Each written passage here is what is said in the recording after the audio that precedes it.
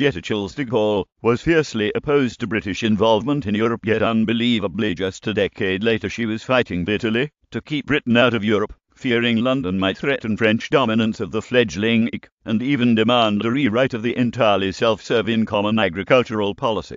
The horrors of the Second World War, Hitler's death camps, the fall of Paris, D-Day, and the ultimate liberation of France by Great Britain and the US were not yet history.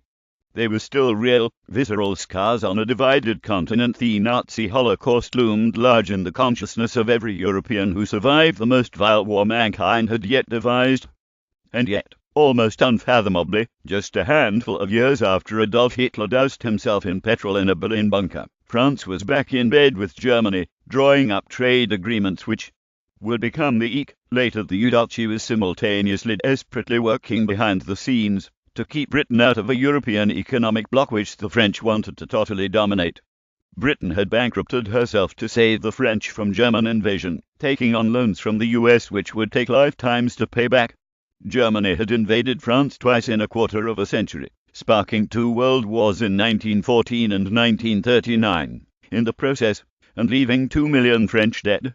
Britain would have seemed to many to be a better bet for an economic and political partner, but French President Charles de Gaulle disagreed. The French president was fiercely opposed to British involvement in Europe and any attempts to open negotiations, especially by pro-Europe Tory MP Edward Heath, were met with stonewalling and time-wasting. October 10, 1961, Heath said the British government had accepted the terms of the Treaty of Rome, the founding document of the EU, expecting to be welcomed into the arms of Europe. However, de Gaulle was desperate to keep Britain out, because the details of the common agricultural policy were still being hammered out, and he wanted the cap to serve French interests.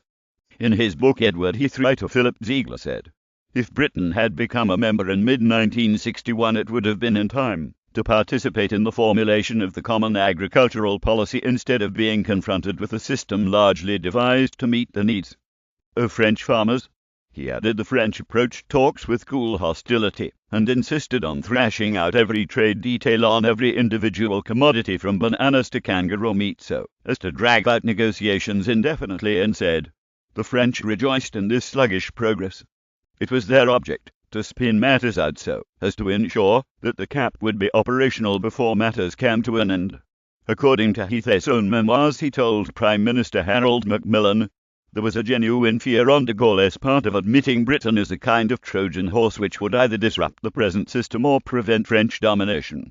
ACT diplomat Michael Butler was convinced de Gaulle simply wanted to rule Europe and said he was determined to keep us out because he feared the ACT would gang up with Holland and Germany to create a Europe which was both too federal and too closely linked to the United States.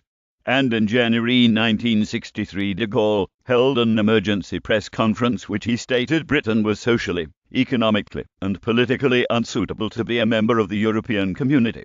It was only after de Gaulle's death in 1969 that Britain's accession to the EC became possible, and the nation joined in 1973.